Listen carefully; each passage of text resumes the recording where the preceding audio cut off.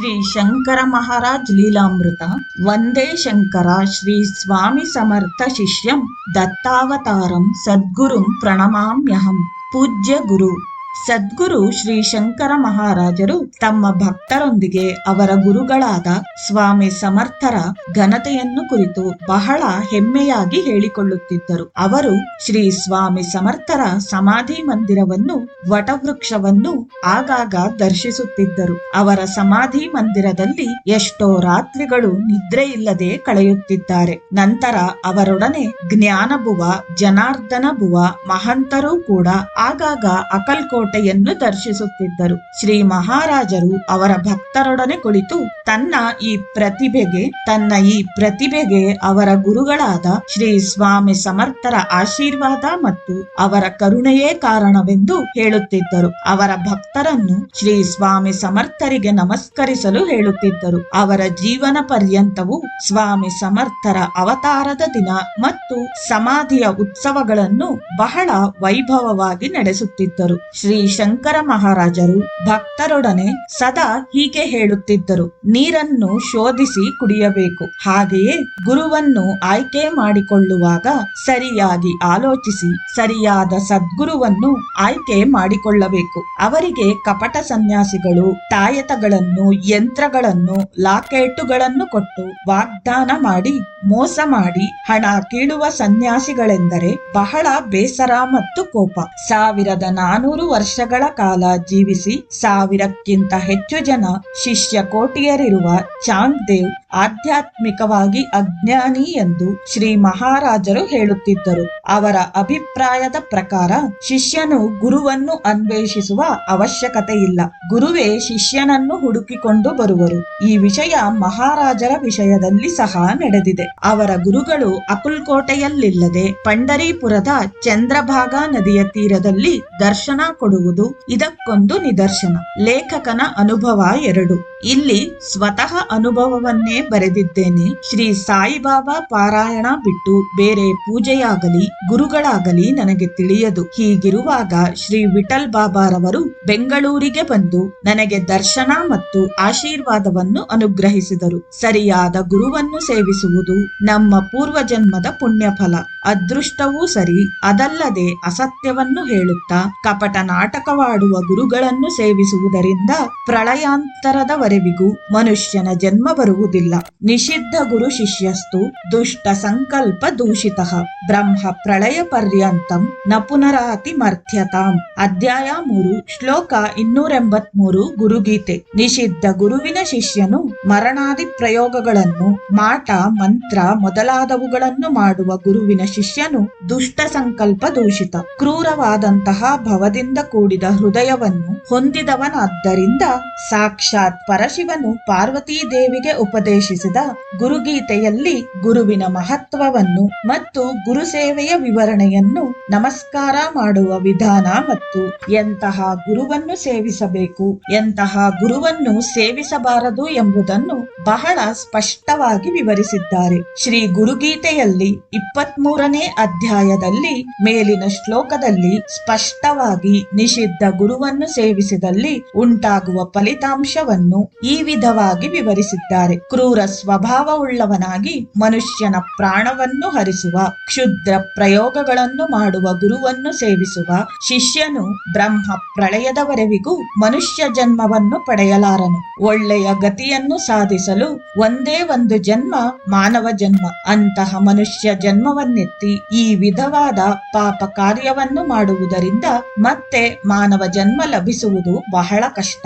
ಯಾವ ಪ್ರಾಣಿಗೂ ಇಲ್ಲದಂತಹ ಬುದ್ಧಿ ಜ್ಞಾನವನ್ನು ಭಗವಂತನು ಮಾನವನಿಗೆ ಪ್ರಸಾದಿಸಿದ್ದಾನೆ. ಅದನ್ನು ಸರಿಯಾದ ಮಾರ್ಗದಲ್ಲಿ ಉಪಯೋಗಿಸಿದರೆ ಸದ್ಗತಿ ಹೊಂದುವುದು ಸತ್ಯ. ಅದಕ್ಕಾಗಿ ಪ್ರಯತ್ನಿಸಬೇಕು. ಅಂತಹ ಪ್ರಯತ್ನಕ್ಕೆ ಸದ್ಗುರುವಿನ ಚರಿತ್ರೆಗಳ ಸಂಬಂಧಗಳ ಪಾರಾಯಣ, ಸದಾ ಒಳ್ಳೆಯ ನಡವಳಿಕೆಯನ್ನು ಹೊಂದುವುದು ಇದೇ ಮಾರ್ಗಗಳು. ಇದರಿಂದ ಗುರುವೇ ಸ್ವತಃವಾಗಿ ಶಿಷ್ಯನನ್ನು ಹುಡುಕಿಕೊಂಡು ಬರುತ್ತಾನೆ. ಶ್ರೀ ಗುರುಚರಿತ್ರೆಯ ಪ್ರಥಮ ಅಧ್ಯಾಯದಲ್ಲಿ ನಾಮಾಧಾರಕನಿಗೆ ಸಿದ್ಧಮುನಿಯ ದರ್ಶನವು ಇದಕ್ಕೊಂದು ಉದಾಹರಣೆಯಾಗಿದೆ. ಸಾಕ್ಷಾತ್ ಶಿವನ ಅವತಾರವಾದ ಶ್ರೀ ಶಂಕರ ಮಹಾರಾಜರು ಕಪಟ ಯೋಗಿಗಳ ಮತ್ತು ಸನ್ಯಾಸಿಗಳನ್ನು ದೂಷಿಸುವಂತಹ ಕುತಂತ್ರಗಳನ್ನು ಬಿಚ್ಚಿ ಬಯಲು ಮಾಡುತ್ತಿದ್ದರು. ಇದನ್ನೇ ನಿಷಿದ್ಧ ಗುರುವು ಸೇವಿಸಬಾರದೆಂದು ಪರಮಶಿವನ ಗುರುಗೀತೆಯಲ್ಲಿ ಸ್ಪಷ್ಟವಾಗಿ ಹೇಳಿದ್ದಾರೆ. ಅದರ ಫಲವನ್ನೂ ಸಹ ಹೇಳಿದ್ದಾರೆ. ಅದನ್ನು ಶ್ರೀ ಶಂಕರ ಮಹಾರಾಜರು ಆಲೋಚಿಸಿ ಸರಿಯಾದ ಸದ್ಗುರುವನ್ನು ಆಯ್ಕೆ ಮಾಡಬೇಕೆಂದಿದ್ದಾರೆ. ಗುರು ಶಿಷ್ಯರ ಸಂಗಮವು ದೈವ ನಿರ್ಣಯವಾಗಿರುತ್ತದೆ. ಅದರ ಪ್ರಕಾರ ಅವರ ಸಂಗಮವು ನಡೆಯುತ್ತದೆ. ಹಜರತ್ ಬಾಬಾಜಾನ್ ಶ್ರೀ ಶಂಕರ್ ಮಹಾರಾಜರು ಪರ್ಯಟನೆಯನ್ನು ಸಾಗಿಸುತ್ತಾ ಪೂನಾಗೆ ಬಂದು ಅಲ್ಲಿ ಸ್ಥಿರವಾದರು. ಅವರು ಸಮಗ್ರ ಭಾರತವನ್ನೆಲ್ಲಾ ಪರ್ಯಟಿಸಿ ಪೂನಾದಲ್ಲಿರುವ ಆರ್ಮಿ ಕ್ಯಾಂಪ್ ಹತ್ತಿರ ವಾಸವಾಗಿದ್ದರು. ಆ ದಿನಗಳಲ್ಲಿ ಒಬ್ಬ ದಿಗಂಬರ ಯೋಗಿನಿ ಇದ್ದರು.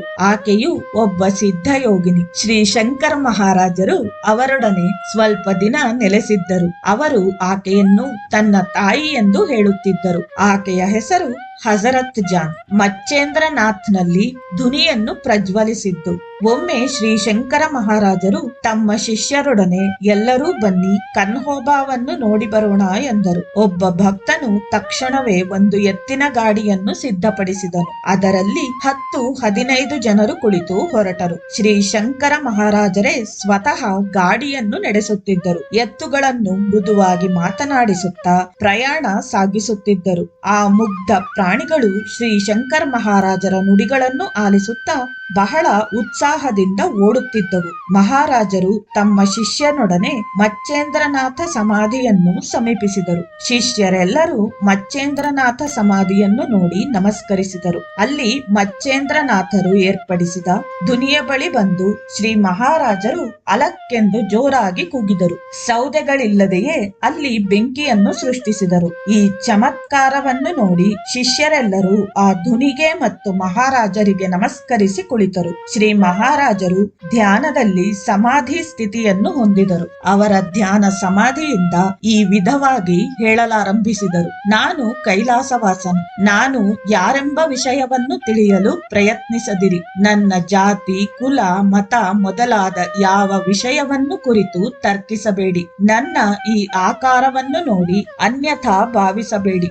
ನನ್ನಲ್ಲಿರುವ ಭಗವಂತನನ್ನು ನೋಡಿರಿ. ನನ್ನನ್ನು ಪೂಜಿಸಿ ಹೃದಯ ಪೂರ್ವಕವಾಗಿ ಪ್ರಾರ್ಥಿಸಿರಿ. ಎಲ್ಲರಲ್ಲಿಯೂ ಪ್ರೇಮ, ದಯೆ ತೋರಿಸಿ ಸಕಲ ಜೀವಿಗಳನ್ನು ಕರುಣಿಸಿ. ಮೋಸಗಾರರಾದ ಸನ್ಯಾಸಿಗಳ ಹಿಂದೆ ಬೀಳದಿರಿ. ಸಾಧನೆ ಮಾಡಿದ ಯೋಗಿಗಳು ಚಮತ್ಕಾರವನ್ನು ತೋರಿಸಬಲ್ಲರೇ ವಿನಃ ಹಣೆಬರಹವನ್ನು ಬದಲಾಯಿಸಲಾರರು. ನನ್ನ ಪ್ರಿಯ ಶಿಷ್ಯರೇ, ನೀವು ದೇವರಿಗೆ ಹತ್ತಿರವಾಗಿರಿ. ಅವರ ಶಿಷ್ಯರಿಗೆ ಸಂದೇಶವನ್ನು ಕೊಟ್ಟು ನಗರಕ್ಕೆ ಸೇರಿಕೊಂಡರು. ಮಾರ್ಗ ಮಧ್ಯದಲ್ಲಿ ನಡೆದ ಸಂಘಟನೆ ಇದು. ಅವರು ಮಚ್ಚೇಂದ್ರನಾಥ್ನಿಂದ ಹೊರಟು ಬರುತ್ತಿರುವಾಗ ದಟ್ಟವಾದ ಅರಣ್ಯದಲ್ಲಿ ಅವರ ಪ್ರಯಾಣವು ಸಾಗಿತು. ಮಾರ್ಗ ಮಧ್ಯದಲ್ಲಿ ಶ್ರೀ ಮಹಾರಾಜರು ಗಾಡಿ ಇಳಿದು ನಿಂತರು. ಅವರ ಮುಖದಲ್ಲಿ ಹಲವು ಬದಲಾವಣೆಗಳುಂಟಾದವು.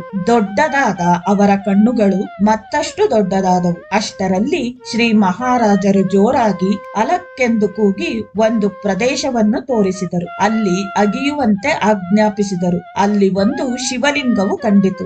ಆ ಲಿಂಗಕ್ಕೆ ವೃದ್ಧೇಶ್ವರ್ ಎಂದು ಹೆಸರಿಟ್ಟು ಸಮೀಪದಲ್ಲಿರುವ ಗ್ರಾಮಸ್ಥರಿಗೆ ಅಲ್ಲಿ ಒಂದು ಆಲಯವನ್ನು ನಿರ್ಮಿಸುವಂತೆ ಆಜ್ಞಾಪಿಸಿದರು. ಅಂದಿನಿಂದ ಇಂದಿನವರೆವಿಗೂ ಆ ಶಿವಲಿಂಗವು ಬೆಳೆಯುತ್ತಲೇ ಇದೆ. ವೃದ್ಧಿ ಹೊಂದುವ ಲಿಂಗವಾದ್ದರಿಂದ ಆ ಲಿಂಗಕ್ಕೆ ವೃದ್ಧೇಶ್ವರನೆಂದು ನಾಮಕರಣ ಮಾಡಿದರು. ಶ್ರೀ ಶಂಕರ್ ಮಹಾರಾಜರು ಒಮ್ಮೆ ಜ್ಞಾನೇಶ್ವರ ಮಂದಿರದಲ್ಲಿ ಕೀರ್ತನೆ ನಡೆಯುತ್ತಿರುವಾಗ ಧ್ಯಾನ ಸಮಾಧಿಯನ್ನು ಹೊಂದಿದರು. ಕೀರ್ತನೆಯಲ್ಲಿ ತೀವ್ರವಾದ ಸಮಾಧಿ ಸ್ಥಿತಿಯನ್ನು ಹೊಂದಿದರು. ಅವರೊಂದಿಗೆ ಅವರ ಶಿಷ್ಯರಾದ ಡಾಕ್ಟರ್ ಜ್ಞಾನೇಶ್ವರ ನ್ಯಾಯವಾದಿ ಶೋತ್ರಿ, ದಾದಾ ಕೇಕಡ್, ದಾದಾ ಕಾರ್ಕನಿಕ್, ಬಾಬು ಸಾಹೇಬ್ ಜ್ಞಾನೇಶ್ವರ್ ಕುಕಡೆ ಕಾಕಾ ಮುಂತಾದವರು ಕೂಡ ಇದ್ದರು. ಇದ್ದಕ್ಕಿದ್ದಂತೆ ಶ್ರೀ ಮಹಾರಾಜರು ಹೊರಗೆ ಹೊರಟು ಹೋದರು. ಸ್ವಲ್ಪ ಹೊತ್ತಿಗೆ ಒಂದು ದೊಡ್ಡ ಹುಲಿಯು ಶಿವನ ದೇವಾಲಯದೊಳಗೆ ಬಂದು ಶಿವಲಿಂಗಕ್ಕೆ ಪ್ರದಕ್ಷಿಣೆಯನ್ನು ಮಾಡಿ ಹೊರಟು ಹೋಯಿತು. ಅಲ್ಲಿದ್ದವರೆಲ್ಲ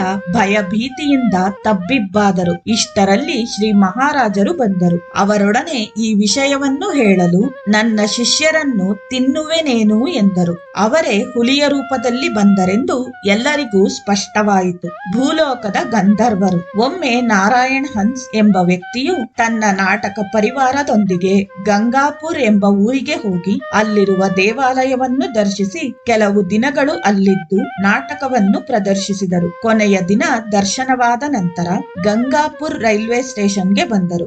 ಆದರೆ ಅವರು ಬರುವ ವೇಳೆಗೆ ಕೊನೆಯ ರೈಲು ಹೊರಟು ಹೋಗಿತ್ತು. ರಾತ್ರಿಯಾದುದರಿಂದ ನಿದ್ದೆ ಬರಲಿಲ್ಲ.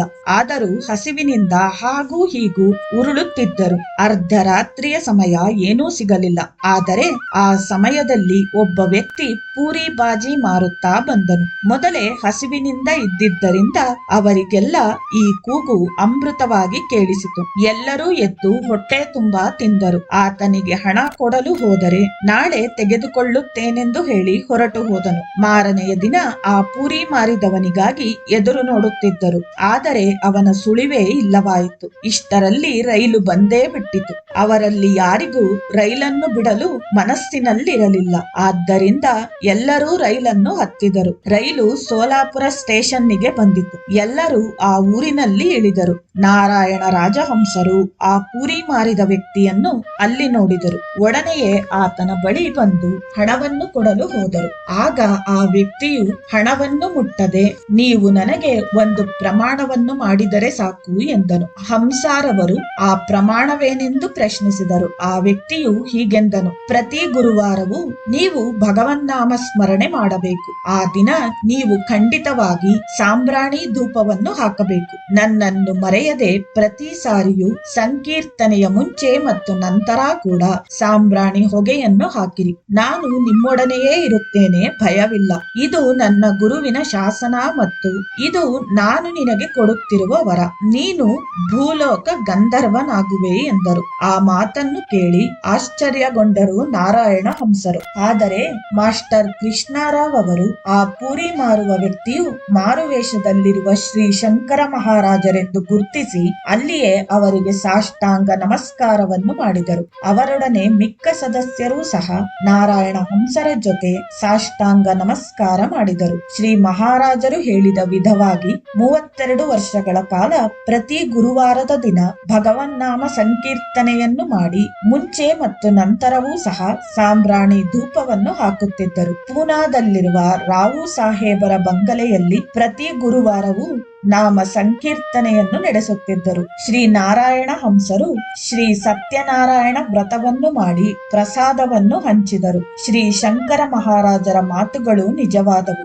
ಅವರಿಗೆ ಬಾಲಗಂಧರ್ವ ಎಂಬ ಬಿರುದಿನೊಡನೆ ಸತ್ಕಾರವನ್ನು ಮಾಡಿದರು. ಶ್ರೀ ಶಂಕರ್ ಮಹಾರಾಜರು ಶ್ರೀ ನಾರಾಯಣ ಹಂಸರ ನಾಟಕದ ತೆರೆಯನ್ನು ಸರಿಸುತ್ತಿದ್ದರು. ಅವರೂ ಸಹ ಕೆಲವು ನಾಟಕಗಳಲ್ಲಿ ನಟಿಸಿದ್ದಾರೆ. ಒಂದು ಬಾರಿ ಶ್ರೀ ಶಂಕರ ಮಹಾರಾಜರು ಅವರ ಶರೀರಾವಯವಗಳನ್ನು ಒಂದಕ್ಕೊಂದು ಸಂಬಂಧವಿಲ್ಲದಂತೆ ಬೇರ್ಪಡಿಸಿದರು. ಅದನ್ನು ಕಂಡು ನಾಟಕಕ್ಕೆ ಬಂದ ಪ್ರೇಕ್ಷಕರೆಲ್ಲರೂ ಭಯದಿಂದ ಓಡಿ ಹೋದರು. ನಂತರ ಶ್ರೀ ಶಂಕರ್ ಮಹಾರಾಜರು ಕೂಡ ಖಂಡಯೋಗದಲ್ಲಿ ಪ್ರವೀಣರೆಂದು ತಿಳಿಯಿತು. ಮತ್ತೊಂದು ಬಾರಿ ನಾರಾಯಣರ ನಾಟಕ ಪ್ರದರ್ಶನಕ್ಕೆ ಖಳನಾಯಕ ಪಾತ್ರವನ್ನು ಅಭಿನಯಿಸುವವನು ಬರಲಿಲ್ಲ. ಶ್ರೀ ಮಹಾರಾಜರಿಗೆ ಖಳನಟನ ಸನ್ನಿವೇಶವೂ ಮತ್ತು ಸಂಭಾಷಣೆಯು ಕಂಠಸ್ಥವಾಗಿತ್ತು. ಆದ್ದರಿಂದ ಆ ಪಾತ್ರವನ್ನು ತಾವೇ ಅಭಿನಯಿಸುತ್ತೇನೆಂದು ವೇದಿಕೆಯ ಮೇಲೆ ಬಂದರು. ನಾಟಕವು ರಂಜನೆಯಾಗಿ ಸಾಗುತ್ತಿತ್ತು. ಇನ್ನೂ ಒಂದು ಸನ್ನಿವೇಶವು ಶಂಕರ್ ಮಹಾರಾಜರ ಶರೀರದಲ್ಲಿ 8 ಬಗೆಯ ಅಂಗವಿಕಲತೆಗಳಿರುವುದರಿಂದ ಅವರ ಕೈ ಹಿಡಿತ ತಪ್ಪಿ ಕತ್ತಿಯನ್ನು ಸರಿಯಾಗಿ ಹಿಡಿದುಕೊಳ್ಳಲು ಸಾಧ್ಯವಾಗಲಿಲ್ಲ. ಇಷ್ಟರಲ್ಲಿ ದುರದೃಷ್ಟವಶಾತ್ ಕತ್ತಿಯೂ ಸಹ ಪಾತ್ರಧಾರನ ಕತ್ತಿನ ನರವನ್ನು ಕತ್ತರಿಸಿತ್ತು. ಎಲ್ಲರೂ ಭಯಪಡುತ್ತಿದ್ದರು. ವೇದಿಕೆಯ ಮೇಲೆ ರಕ್ತವೂ ಹರಿಯುತ್ತಿತ್ತು. ಇಷ್ಟರಲ್ಲಿ ಮಹಾರಾಜರ ಕಿವಿಯಲ್ಲಿ ಅವರ ಗುರುಗಳು ಹೀಗೆಂದರು, ಏನು ನೀನು ಮಾಡುತ್ತಿರುವ ಕೆಲಸ? ಮೊದಲು ಆತನನ್ನು ರಕ್ಷಿಸು ಎಂದರು. ತಕ್ಷಣವೇ ಶ್ರೀ ಮಹಾರಾಜರು ತನ್ನ ಕೈಯಿಂದ ಆ ವ್ಯಕ್ತಿಯ ಕತ್ತನ್ನು ಹಿಡಿದು ರಕ್ತಸ್ರಾವವನ್ನು ನಿಲ್ಲಿಸಿ ತಮ್ಮ ಯೋಗಶಕ್ತಿಯ ಮೂಲಕ ಆತನನ್ನು ರಕ್ಷಿಸಿದರು. ಅಂದಿನಿಂದ ಆ ವ್ಯಕ್ತಿಗೆ ಹೊಸ ಜೀವನ ಪ್ರಾರಂಭವಾಯಿತು. ಶ್ರೀ ಶಂಕರ್ ಮಹಾರಾಜರ ಯೋಗಶಕ್ತಿ ಅಂತಹುದು. ನಾರಾಯಣ ಹಂಸರನ್ನು ಶ್ರೀ ಮಹಾರಾಜರು ಬಾಲಗಂಧರ್ವನನ್ನಾಗಿ ಮಾಡಿದರು. ಶ್ರೀ ನಾರಾಯಣ ಹಂಸರು ತಮ್ಮ ಜೀವನ ಪರ್ಯಂತವೂ ಶ್ರೀ ಮಹಾರಾಜರೊಂದಿಗೆ ಭಕ್ತಿಯಿಂದ ಇರುತ್ತಿದ್ದರು. ಒಮ್ಮೆ ನಾಟಕ ಪ್ರದರ್ಶನ ನಡೆಯಬೇಕಾಗಿದ್ದ ಆ ಸಮಯದಲ್ಲಿ ನಾರಾಯಣ ಹಂಸರಿಗೆ ವಿಪರೀತ ಜ್ವರ ಬಂದಿತು. ನಾಟಕವು ನಿಂತು ಹೋಗುವಂತಹ ಪರಿಸ್ಥಿತಿ. ಅಂತಹ ವಿಪತ್ತಾದ ಪರಿಸ್ಥಿತಿಯಲ್ಲಿ ಶ್ರೀ ಮಹಾರಾಜರು ತಮ್ಮ ಸಿಗರೇಟು ಬೂದಿಯನ್ನು ನೀರಿನಲ್ಲಿ ಬೆರೆಸಿ ಕುಡಿಸಿದರು. ಅದೇನು ವಿಚಿತ್ರವೋ, ತಕ್ಷಣ ಜ್ವರವು ಕಮ್ಮಿಯಾಗಿ ಆ ದಿನ ಪ್ರದರ್ಶನ ನಡೆಯಿತು. ನಿತ್ಯಾಗ್ನಿಹೋತ್ರವನ್ನು ಅವರು ಸಿಗರೇಟಿನ ಮೂಲಕ ನಿರ್ವಹಿಸುತ್ತಿದ್ದರು. ಆದ್ದರಿಂದ ಬೂದಿಯು ಹೋಮ ಭಸ್ಮದ ಸಮಾನ. ಶ್ರೀ ನಾರಾಯಣ ಹಂಸರ ಜೀವನವನ್ನು ಪರಿಶೀಲಿಸಿದರೆ ಶ್ರೀ ಶಂಕರ ಮಹಾರಾಜರಂತಹ ಗುರುಗಳ ಅನುಗ್ರಹ ಮತ್ತು ಆಶೀರ್ವಾದವಿದ್ದರೆ ಅಸಾಧ್ಯವೇನೂ ಇರುವುದಿಲ್ಲವೆಂಬ ಸತ್ಯವು ತಿಳಿದು ಬರುತ್ತದೆ. ನಾವೆಲ್ಲರೂ ಸಹ ಶ್ರೀ ಗುರುಚರಣವನ್ನು ಭಕ್ತಿಯಿಂದ ಆಶ್ರಯಿಸಿದರೆ ಅಸಾಧ್ಯವಾದದ್ದು ಏನೂ ಇರಲಾರದು. ಮಹಾಯೋಗಿಯನ್ನು ಸಂಧಿಸಿದ ಬ್ಯಾರಿಸ್ಟರ್ ಶ್ರೀ ಶಂಕರ ಮಹಾರಾಜರು ಪೂನಾದಲ್ಲಿ ಶಾಶ್ವತವಾಗಿ ಸ್ಥಿರವಾದರು. ಅಲ್ಲಿಂದ ಅವರು ಪ್ರಜೆಗಳನ್ನು ಕಾಪಾಡುತ್ತಿದ್ದರು. ಅವರು ಕೆಲವು ಜನ ಭಕ್ತರನ್ನು ಮಾತ್ರ ತಮ್ಮ ಬಳಿ ಇರಲು ಸಮ್ಮತಿಸಿದರು. ಅವರು ಎಷ್ಟೋ ಜನ ಭಕ್ತರನ್ನು, ಅವರ ಕುಟುಂಬದವರನ್ನು ಆಶೀರ್ವದಿಸಿ ಅನುಗ್ರಹಿಸಿದ್ದರು. ಕೀರ್ತಿಶೇಷರಾದ ಅಪ್ಪ ಬಲ್ವಂತ್ ಮೆಹೆಂದಲೆಯವರ ಬಂಗಲೆಯು ಅಪ್ಪ ಬಲ್ವಂತ್ ಚೌಕ್ನಲ್ಲಿ ಇದೆ. ಅವರು ಪಾಣಿಪತ್ ಯುದ್ಧದಲ್ಲಿ ಬಹಳ ಪರಾಕ್ರಮವನ್ನು ತೋರಿಸಿದ್ದರು. ಅವರ ವಂಶಸ್ಥರಾದ ರಾಹು ಸಾಹೇಬ್ ಮೆಹೆಂದಲೆ ಬ್ಯಾರಿಸ್ಟರ್ ಆಗಿದ್ದರು. ಅವರ ವಂಶ ಪರಂಪರೆಯವರೆಲ್ಲರೂ ಒಂದೇ ಬಂಗಲೆಯಲ್ಲಿಯೇ ಇರುತ್ತಿದ್ದರು. ಅವರ ಮೊದಲನೆಯ ಪತ್ನಿಯು ಕಾಯಿಲೆಯಿಂದ ಮರಣಿಸಿದಳು. ರಾಹು ಸಾಹೇಬರು ಜ್ಞಾನೇಶ್ವರಿಯನ್ನು ನಿತ್ಯ ಪಾರಾಯಣ ಮಾಡುತ್ತಿದ್ದರು. ಅವರು ಜ್ಞಾನೇಶ್ವರಿಯಲ್ಲಿನ ಪ್ರತಿ ವಾಕ್ಯವನ್ನು ಶ್ರದ್ಧೆಯಾಗಿ ಅಭ್ಯಸಿಸಿ ಅದರ ಪಾರಾಯಣದಲ್ಲಿ ಅವರ ಪತ್ನಿಯು ಮರಣಿಸಿದ ದುಃಖವನ್ನು ಮರೆತರು. ಜ್ಞಾನೇಶ್ವರಿ ಗ್ರಂಥವನ್ನು ಜ್ಞಾನೇಶ್ವರ್ ಬರೆದಿರುವರು. ಅದನ್ನು ಬೊಂಬಾಯಿ ವಾಸಿಯಾದ ದಾದಾ ಮಹಾರಾಜ್ ಸತಾರ್ಕರ್ ಕ್ರಂದೇವಾಡಿಯವರಿಂದ ಪಡೆದಿದ್ದರು. ಒಮ್ಮೆ ಸರ್ದಾರ್ ಮಿರ್ಕರ್ ಎಂಬುವವರು ರಾಹು ಸಾಹೇಬರನ್ನು ಸಂಧಿಸಿದರು. ಅವರು ನಿರಂತರವಾಗಿ ಚರ್ಚಿಸಿದ ನಂತರ ಶ್ರೀ ಶಂಕರ್ ಮಹಾರಾಜರ ವಿಶೇಷಗಳು ಮತ್ತು ಲೀಲೆಗಳನ್ನು ಕುರಿತು ರಾಹು ಸಾಹೇಬರಿಗೆ ತಿಳಿಸಿದರು. ಅವರ ಲೀಲೆಗಳನ್ನು ಕೇಳಿದಾಗಿನಿಂದ ಅವರನ್ನು ದರ್ಶಿಸಬೇಕೆಂದು ಸಂಕಲ್ಪಿಸಿ ಮಿರ್ಕರ್ ರೊಡನೆ ಹೊರಟು ಶ್ರೀ ಮಹಾರಾಜರನ್ನು ದರ್ಶಿಸಿ ಮಹಾರಾಜರಿಗೆ ನಮಸ್ಕರಿಸಿದರು.